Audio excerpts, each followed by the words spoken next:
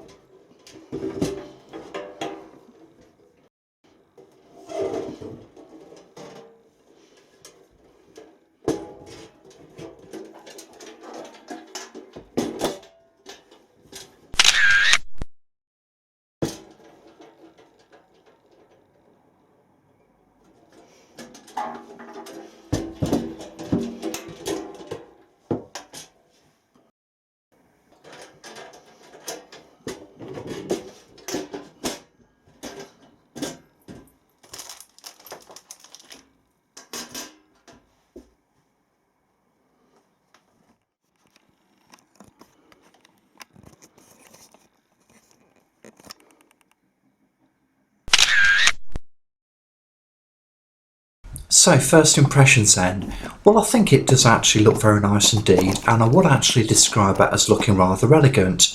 I think it's a good size because not only will it accommodate standard size letters, it will also accommodate some of the larger A4 type letters. I think it will almost match perfectly with the fencing project. I like the fact that it's steel construction and it does appear to be reasonably sturdy for the amount of money I've paid. Clearly this is not a heavy duty item and if somebody wanted to get into this letterbox they could lever their way into it with reasonable ease I suppose. As expected the fixings do appear to be less than satisfactory and you know it's clear that this was meant to be fixed to a wall. I'm not going to be able to do that because clearly there's a fence in the way, so I just need to replace the fixings with those which are suitable for me to fix this to the fence. So all in all then, so far so good. I like the look of it, it appears to be decent value and I'm looking forward to fixing this in the next video. Thank you for watching.